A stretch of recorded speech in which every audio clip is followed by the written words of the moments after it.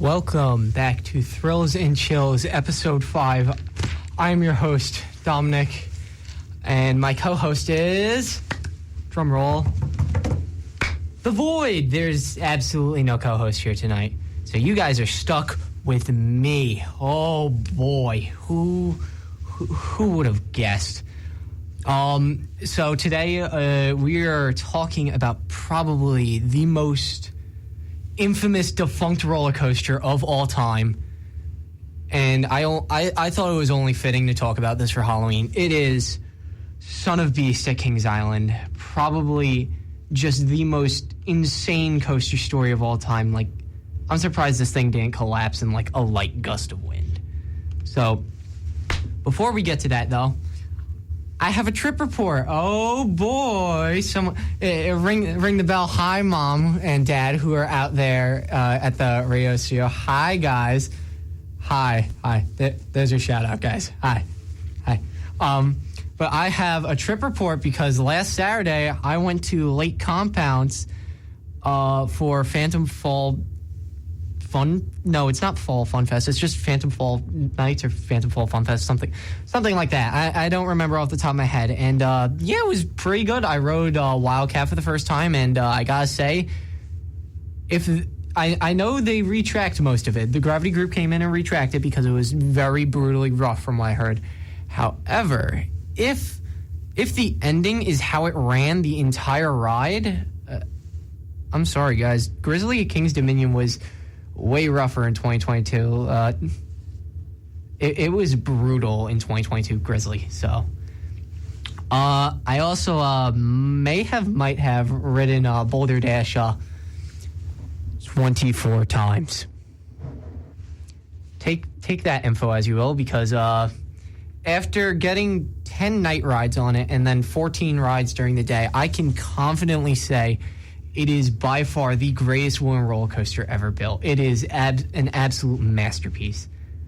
But we're not talking about Boulder Dash today. What? Who could have guessed? Because today, on Episode 5, Unfortunate Son of Beast, we are talking about, obviously, the Son of Beast, which was at Kings Island, which was a Roller Coaster Corporation of America, RCCA wooden coaster, built in 2000, closed in 2009.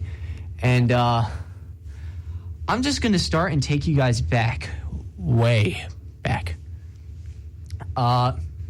Hey guys out there. Hi, can you guys guess a year that I might go back to? This is audience participation, by the way, because my parents are right out there. What do you guys think the year is that we're going back to? No. My mom said 1985. Dad, what about you? What year do you think I'm going back to? No, he said 2010. Mia, what year do you think? What? 95. Mia said 1995. No, these are all wrong because we were going back to 1886. Yes. They did have roller coasters, Mom. My parents are here, by the way, if you wonder why I'm shouting off into the distance. They're kind of out in the studio right now because we are going to Coney Island, not the one that you're thinking of. We're going to the one that was in Cincinnati, Ohio, which opened in 1886 along the banks of the Ohio River. Now, why is this a part of this? You're just going to see later because we're going to jump ahead to 1895. So, Mia, you were kind of right. Hell yeah. So, we're going to jump ahead in 1895 when Paul Boynton's Sea Lion Park at Coney Island, not the Ohio one, the actual Coney Island in New York, in Brooklyn, opened the first true looping roller coaster, the Flip Flap Railway. Now, you might have heard of this because this ride, while yes, it did go upside down. Yes, we got through that. We understood basic physics here. We didn't at the same time because when you went through the loop, which was completely circular, by the way, riders would experience 12 G's of force, which is more than fighter jet pilots usually experience, which is I don't know if you guys have been a fighter jet. I haven't, so I can't really say this. Neither has anyone in my family. But from what I've been told, they're pretty damn intense. So to have a roller coaster pulling 12 Gs, causing whiplash and frequent neck injuries, that wasn't going to go over well with the general public in 1895. And after failing to turn a profit due to injuries and low rider capacity because the cars could only seat 2 people, the ride closed in 1902. However, we're going to hop back to Ohio. Yes, I know. Unfortunate. We have to go back to Ohio. I'm so sorry, guys. I'm so sorry. Because in 1968, Taft Broadcasting, known for the classic Hanna-Barbera cartoons like the Flintstones, Scooby-Doo, and Yogi Bear, they ended up buying Coney Island, the Ohio one, by the way. So anytime that I say Coney Island from this point on, I'm talking about the Ohio one, which was at the banks of the Ohio River. Now, why do I mention that? Because the park flooded all the time. And I mean literally all the time. So Taft officials were like, well, maybe we should move the park. And so in September of 1971, they did just that when Coney Island, the Ohio one, again, I just want to keep specifying this because as a New Yorker with New Yorker parents out there, hi again, guys. Everyone's probably thinking, wait, which Coney Island now? Because we're talking about the Ohio one still. Hope this helps. Coney Island would close for good in the Ohio one, would close for good in September of 1971, and some of the rides would eventually be relocated to the new park that would be. So it's not the same park because absolutely not. You can't just pick up a park and move it a few miles down the road into Cincinnati. That you can't just tie a rope to the park and tie it to a helicopter and just say, yeah, that'll do. Pick it up and move it over there. No.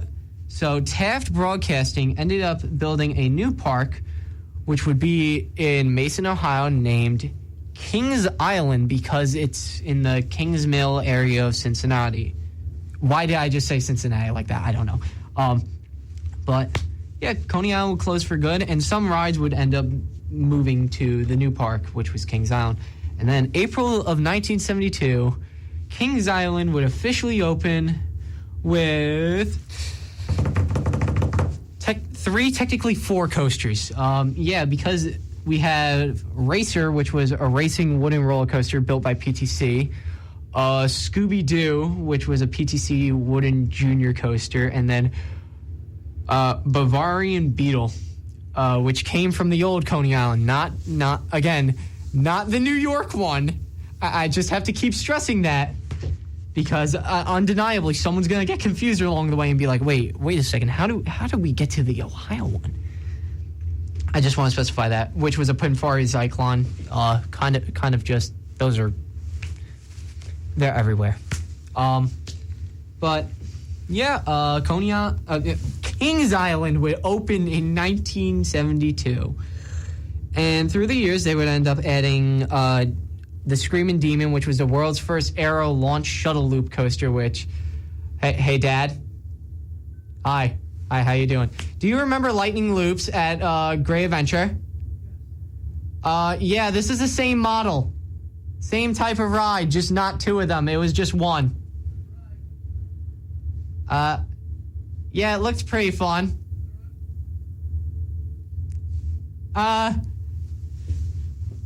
Anyways, so by 1978, Kings Island wanted to build a new coaster. However, they wanted to just rebuild the Shooting Star from Coney Island, which not the New York one. We're talking about the Ohio one. Mom, she's giving me the neck cut, like the kind of like a off with your head sort of look right now, because I'm just trying to make sure nobody gets confused. Okay? I don't know. I think I need to tell them once more. She says that you guys got it, but I don't believe that. So, anyways, we're talking about the one in Ohio. I hope this helps. What is it? But by 1978, Kings Island wanted to build something new. So they didn't turn to a company. They turned to a guy. Not just any guy. They turned to Charles Dinn. Now, if you don't know who Charles Dinn is, Charles Dinn at the time was the supervisor of all maintenance at Kings Island at the time, and engineering. He was the chief engineer at Kings Island. And so they went to John Allen, who designed the racer, which was a PTC one, and they went and said, hey, can we build this thing?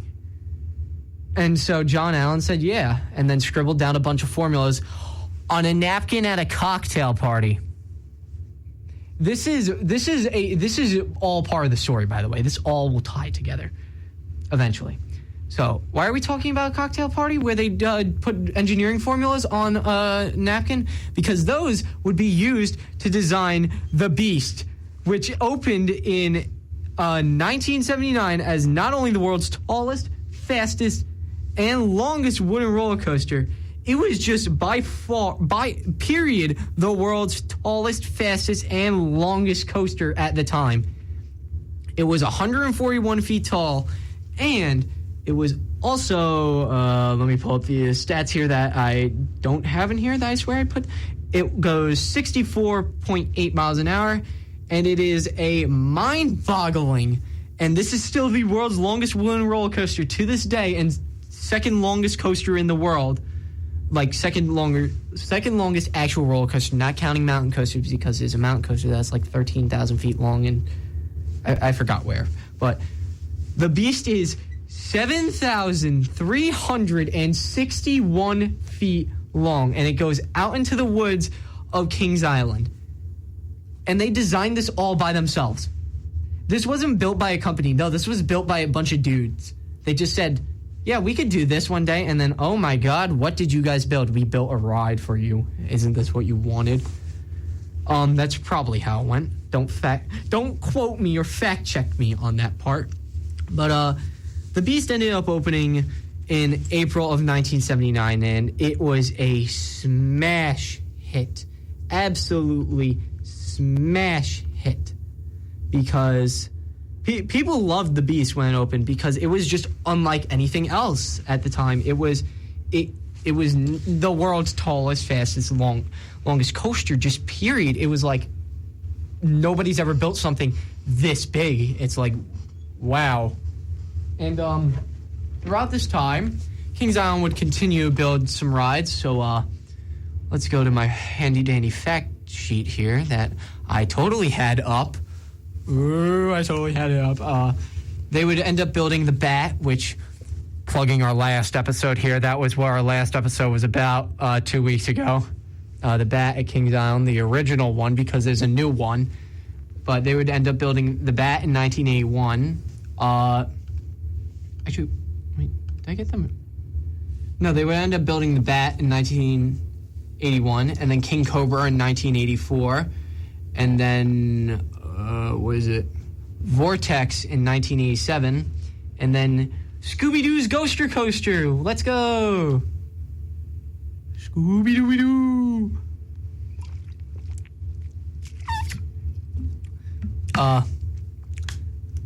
Yeah, Scooby-Doo. Am I right, guys?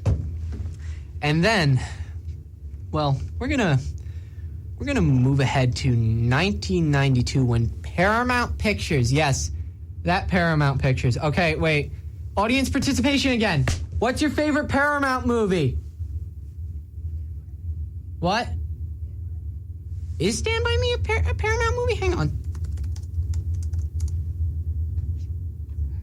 No, that's Columbia Pictures. Sorry, Mom. She says Saturday Night Fever.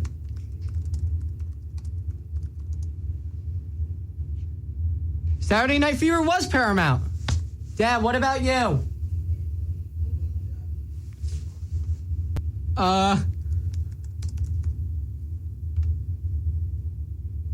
Yeah, no. Wait, is it? He said Full Metal Jacket. Hang on, give me a second. I can't.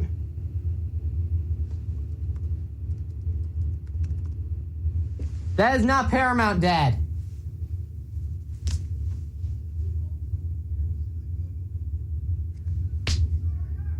What? Neo, what's your favorite Paramount movie? What? Shrek. Hang on. Also, shout out to Mia, who's my orientation leader, who's just kind of waiting for her show at 8 o'clock. You should totally listen to Midnights with Mia. No problem. Oh, wait, let me see.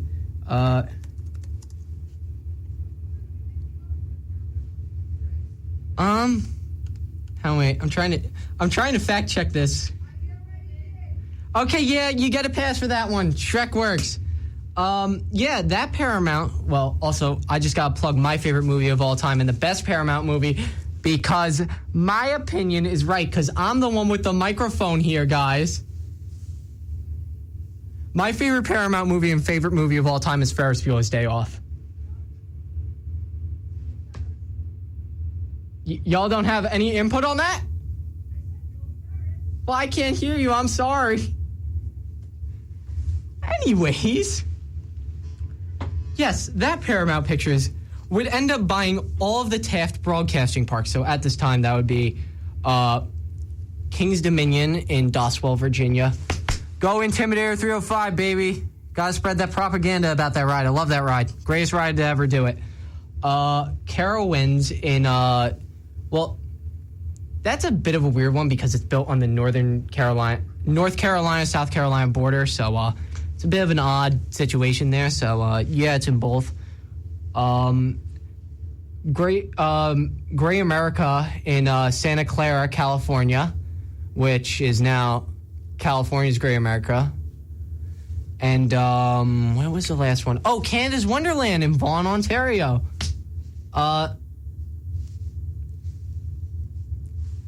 What do you guys think of Canada? Thanks. I was told Niagara Falls is cool. Yeah, so Paramount ended up buying them and rebranding them as the Paramount Parks in order to compete with Disney at the time, who was absolutely failing because this was the 90s when Disney didn't own literally everything and Michael Eisner just started. Universal, who was also not nearly as popular with theme parks at the time. And surprising to say this one, because of now the reputation that they have, Six Flags. Because Time Warner owned Six Flags at the time. So, yeah. But by this point, the deal was closed, and in March of 1992, so I just want to keep you guys up to speed on this. So after the Beast was built, Charles Dinn ended up leaving Kings Island because reasons. He ended up starting his own company, the Dinn Corporation. Ooh, the Dinn Corporation. Now, the Dinn Corporation would become very well known for building the biggest wooden roller coasters money could buy you.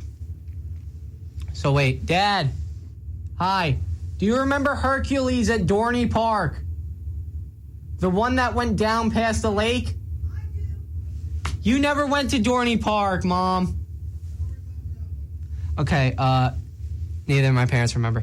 But they were known for building Wolverine Wildcat at Michigan's Adventure, Raging Wolf Bob's at Geauga Lake, Timberwolf at Worlds of Fun, and then Hercules at Dorney Park, which, while it only stood 95 feet tall, it had a 151-foot drop down the hill.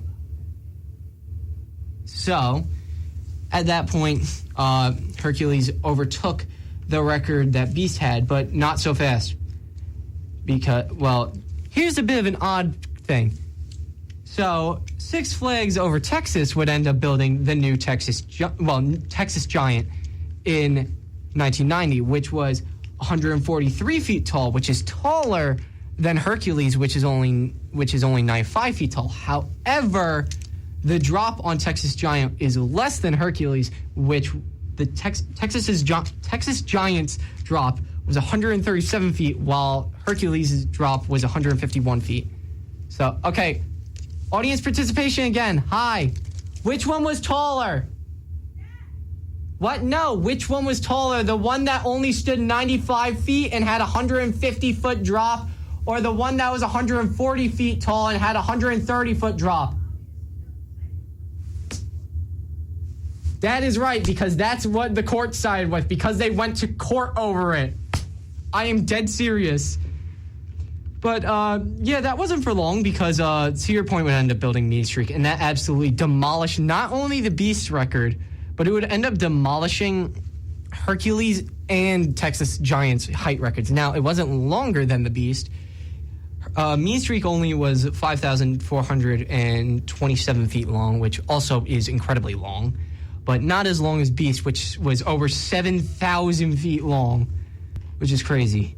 So the Din Corporation builds these giant wooden roller coasters, and at this time, USAA, yes, the insurance company, bought a quarry in San Antonio, Texas. Now, why does this matter? Because they would end up building Fiesta, Texas, which is a theme park built into a quarry wall. Now, at the time, while it was under construction, they went to a new company, the Roller Coaster Corporation of America. And this is where the problems start. Taking a long sip of my drink and a long sigh for this one, fellas, because we get to discuss what is most commonly known as a pyramid scheme. Woo! Give it up for pyramid schemes, because in 1992, the Rattler at Six Flags Fiesta, Texas would open. And everything about this company, Roller Coaster Corporation of America, was pretty much a pyramid scheme. Once parks signed the contracts, they would then make a shell corporation to do business under. And then after the ride was built, they would absolve the shell corporation, so there was nothing left to sue. You guys kind of see the problem here, right? Yeah, because the rides that they built were absolute garbage. They were built horribly. I could probably build something better with a box of nails I got from, I don't know, the Dollar Tree, a box of Elmer's glue and popsicle sticks, and it would be more structurally sound than these things. That's a reference that you guys won't get. But, yeah, while it was the world's tallest wooden roller coaster at the time, standing a colossal 179 feet tall, the ride was terrible. Like, there's no way of sugarcoating this. The ride was absolutely terrible. It not only became brutally rough immediately, but the park had to go back and rebuild sections of it literally the year after it opened. So, you must be thinking, well, obviously, after parks see how I have to resist using a different word in this, in the place of what I'm going to have to say here, how crappy this ride was, you would think, oh, nobody will possibly ever go to them again and buy something. Oh, no. They did. People did. Because in 1997, Paramount entered talks with the Roller Coaster Corporation of America to build the world's first hyper wooden roller coaster at Kings Island. Oh no. They done scammed someone again. Oh no. Here we go again. Because, oh boy. This one's, oh boy indeed, because on May 11th, 1999, at a 20th anniversary event for the Beast, Kings Island would officially announce the world's first hyper looping wooden roller coaster, the Son of Beast. Oh, God. They got scammed. Now, why do I say they got scammed? Because RCCA did the same exact thing again. They formed a shell corporation, this time being the Roller Coaster Corporation of Ohio, and then proceeded to build the 214-foot tall 84... Wait, 80... Is it 84? Hang on, wait. I had this stat in here. Okay, never mind. 78.4 mile an hour wooden roller coaster, the Son of Beast, which, hi, Dad.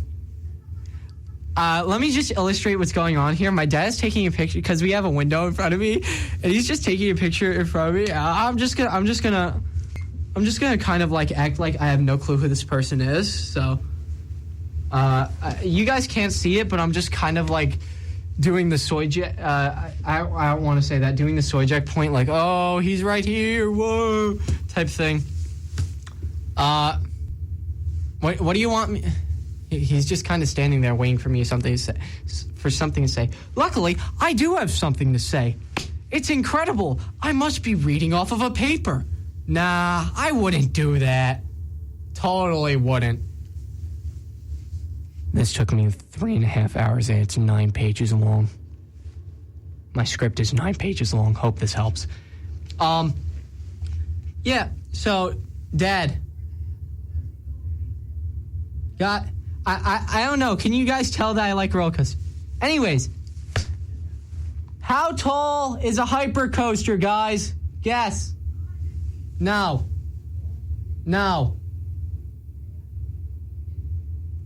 It's between. Correct. It's over 200. Shout out to Mia again, having all the best answers here. I actually haven't seen her in weeks.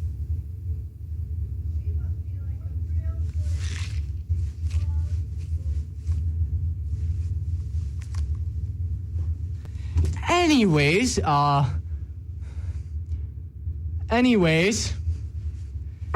moving on, Son of Beast would not only hold the record for the world's tallest wooden roller coaster built, period, and it still holds that to this day. If we go to this handy-dandy list of records that I'm totally not looking up right now. Ooh. Oh, no, that's not how you type it. Son of Beast would hold the tallest records for the tallest wooden roller coaster of all time, the longest wooden roller coaster drop, the fastest wooden roller coaster, the world's only looping wooden roller coaster at the time, the most wooden roller coaster track at one park, so Kings Island just had a bunch of wooden roller coasters, and then the first and only wooden hyper coaster in the world. This ride, I just want to put this into perspective. The tallest ride at Six Flags New England, which is our local park to here, like our local Six Flags, would be Superman the Ride, which is 208 feet tall. Think of a ride made of wood, but taller than a steel coaster. This thing was absolutely massive. Am I going to get audience feedback here?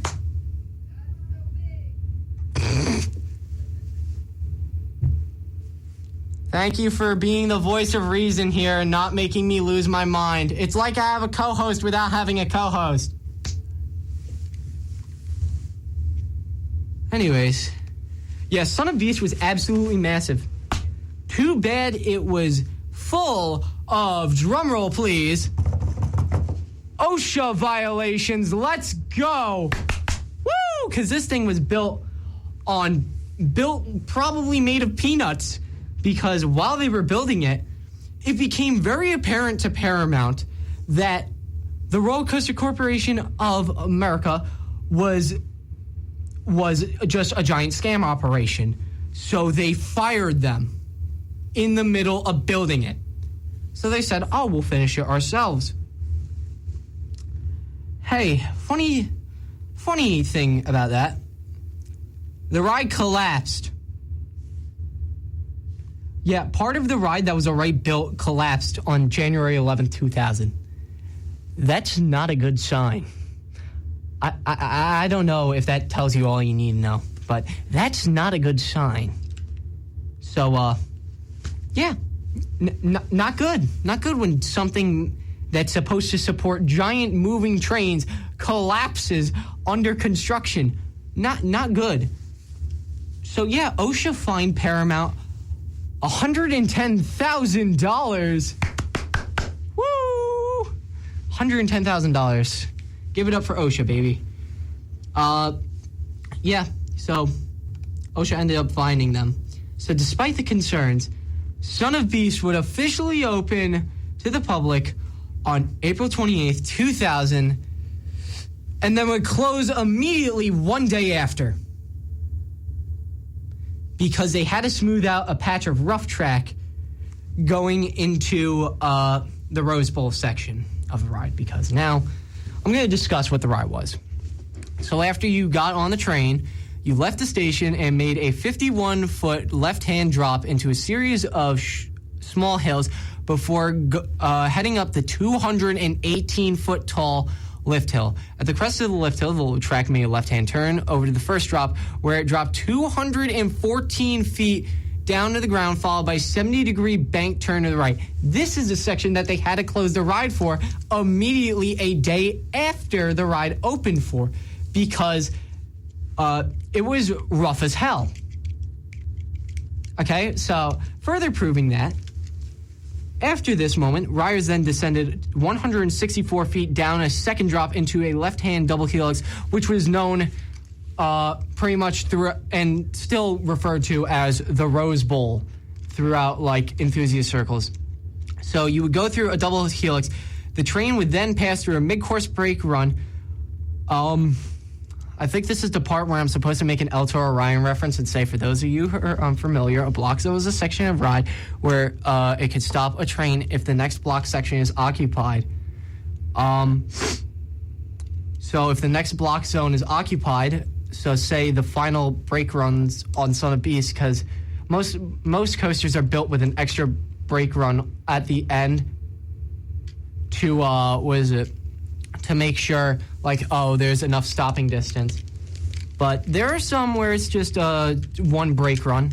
So mid-course brake run, in the event of an emergency, could stop a train there and you would be evacuated from there.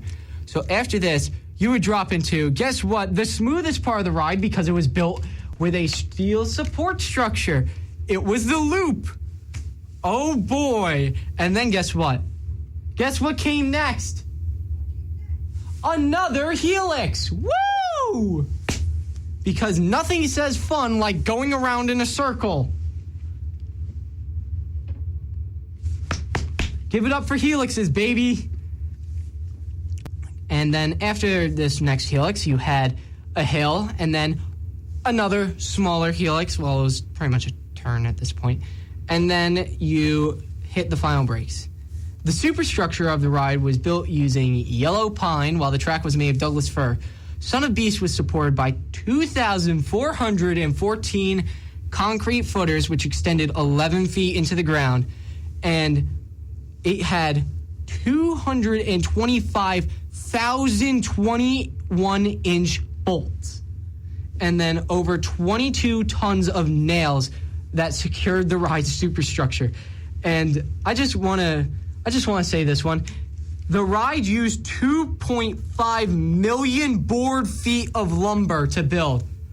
Talk about deforestation, am I right?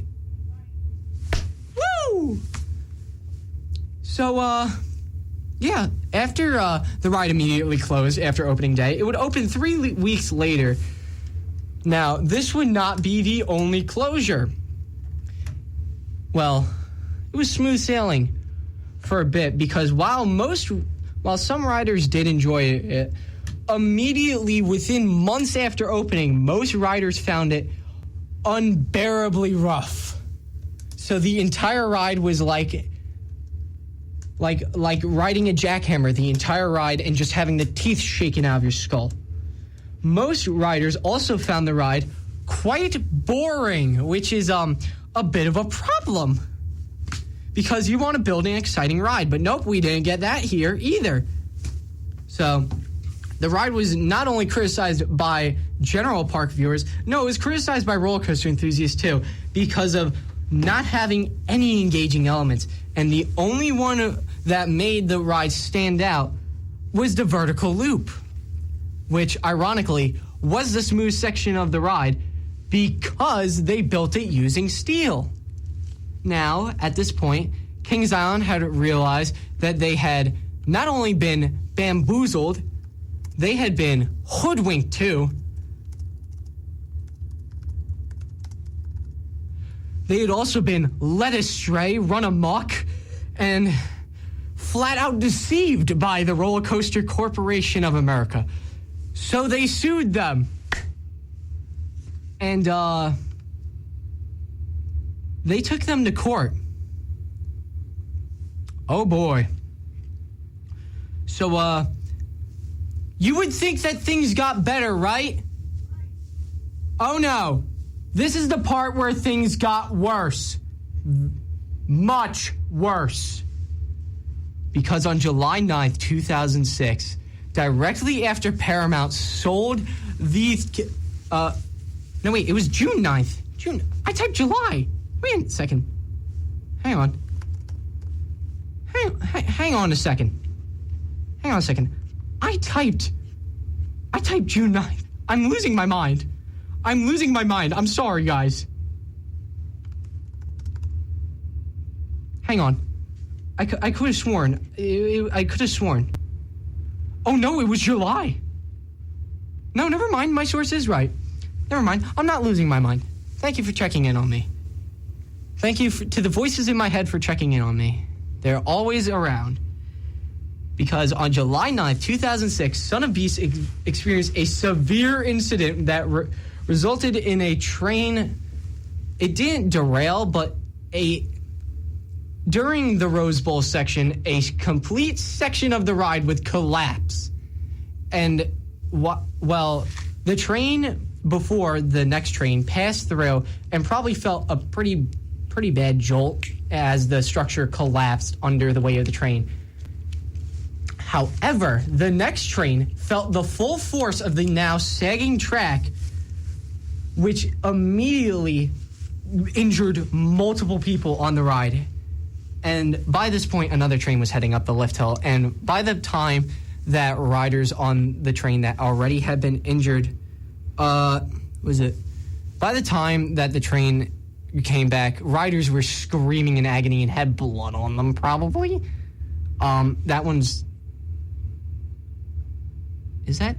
That's confirmed. My ultra reliable source, Wikipedia, confirms that riders were heavily injured coming back to the station. Thank God that the ride crew also e-stopped the ride and evacuated.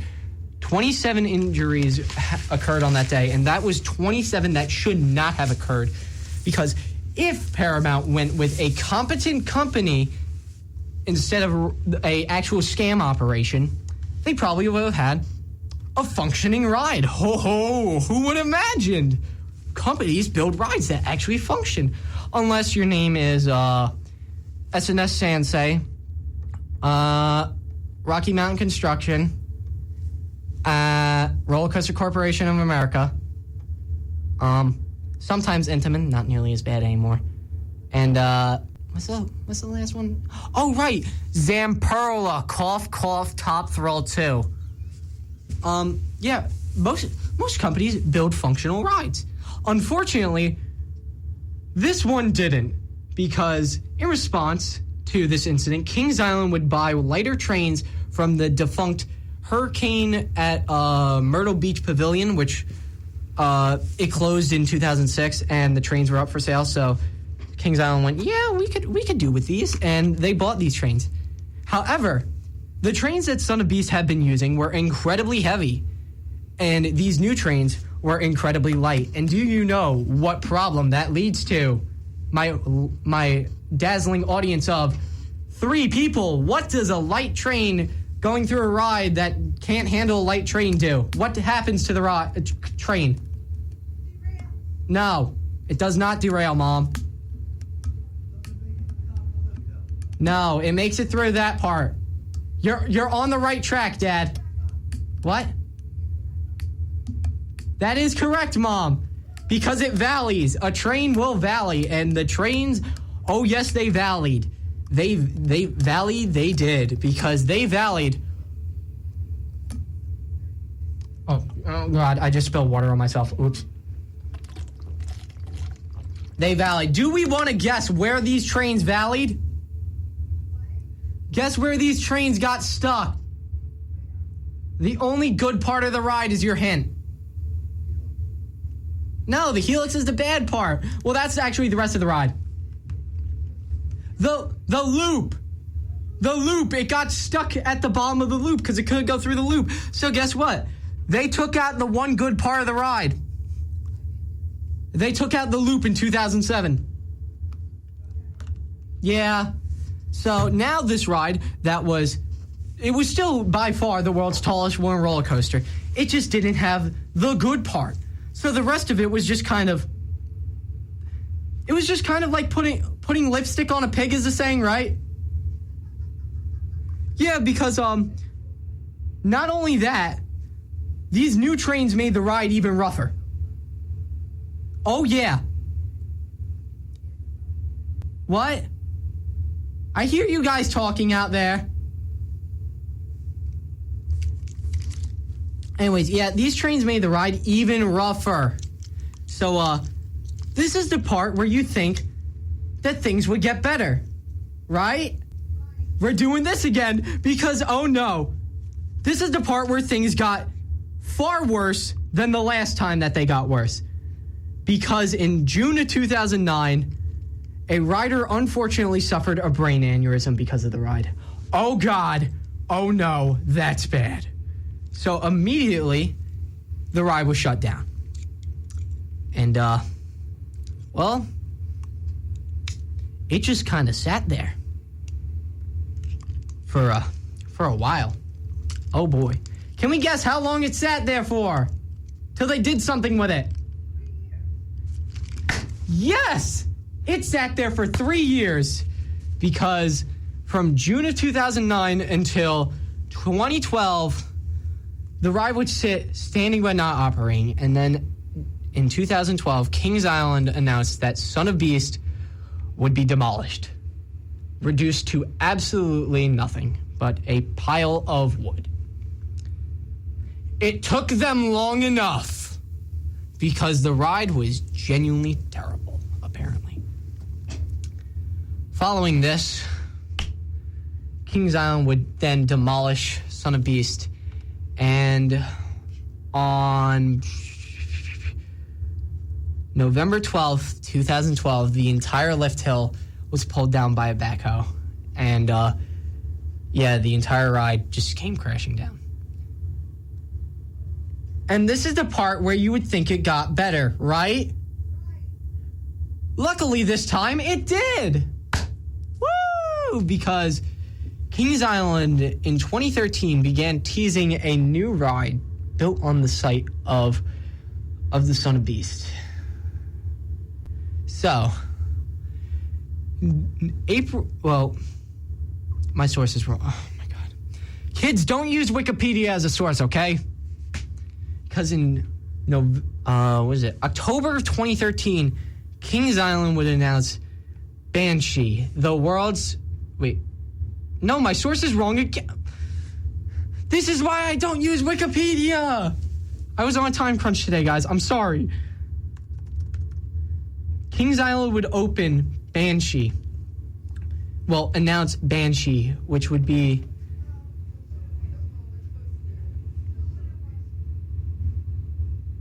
What? He hit the table again? Dad, I'm sorry. I'm gonna... my expert furniture appraisal value says that table is now worth $9. It's worth $9. You don't get that one, but we do, which makes it funny. So Banshee would then open as, the world's longest inverted roller coaster, featuring 7 inversions, and it would be built on only a fraction of the land that Son of Beast took up. Because, Son of Beast was big. And when I say big, I mean absolutely ginormous. This thing was the biggest waste of space of all time, besides me. just making sure you're paying attention. But, Kings Island would end up building Banshee, which, by all accounts, is a much better ride. And then in 2020, they would build another ride that would take up some of the land that Son of Beast used. Still not all of it, by the way. Still not all of it. They would build the fake Giga Coaster. I'm just kidding. This is an actual Giga Coaster. A Giga Coaster is any coaster over 300 feet tall. Now, Orion at Kings Island, which is this coaster, is 287 feet tall, but has a 300-foot drop. So it's the same thing as Hercules again, where the ride was 95 feet tall, but it had a 151-foot drop. You kind of see the thing there. Whatever's bigger counts. So Orion, yes, it is a Giga Coaster. And don't say that it isn't, because you're dumb if you say that it isn't a Giga Coaster. So, Kings Island will build Orion on some of the land, and Orion is apparently very, very good. It looks like the best ride at the park. Nobody heard that. But, because Kings Island, the joke is, we want a standout ride. Oh, yeah, you were supposed to get your standout with Orion, and people still deliberate over which ride is best in the park. On a closing note, though, this is where we get spooky. The original Beast. Oh, boy. We're back. We're back to the original Beast. Oh, give it up for that. Woo! Because, it still stands. It stood for nearly 50 years at this point. And it's given over 55 million rides at this point. However, Kings Island is also famous, absolutely famous for the night rides at Kings Island due to how dark it gets in the woods. Same with Boulder Dash, my GOAT, number one wooden roller coaster in the world. Got to plug that again. Go to Lake Compounce this weekend. Trust me. Please go ride the best wooden roller coaster in the world. The original Beast goes out into the woods of Kings Island, out into the woods of Mason, Ohio. However, when it's late enough at night and you get your very coveted night ride on the Beast, the final ride of the night on the Beast, when the wind blows through the trees, you can hear a terrible, terrible cry. A terrible cry out for a terrible cry from a son longing for its father that it will never see again. Because that is the cry of the son of the Beast. That is the story of Son of Beast at Kings Island. I hope you enjoyed this episode. A quick shout out again. Hi, Mom. Hi, Dad. Hi, Mia out there. Hi, Roller Coasters Discord. Hi, guys. Hi to my friends who are in a Splatoon tournament. Go QU, baby. And shout out to Lake Compounce for having the best warm roller coaster on the face of the planet. And I will not be taking suggestions. This has been Thrills and Chills episode 5, Unfortunate Son of Beast. I'm your host, Dominic, and I'm going to Six Flags on Sunday. I just figured you'd want this information. Bye, guys. Also, shout out to my goat, Ross. Wait, no, the mic didn't go off. Wait a second. Oh, my parents say bye. Never mind, the mic isn't going off. My mom says she wants 5 seconds of fame. You have 5 seconds to say anything you want. My mom says, hurry up, I want to go eat. So when does this happen during the podcast? Now. Everything you're hearing is now. What do we got on this thing? A Cuisinart? Yes, we do. Bye, guys.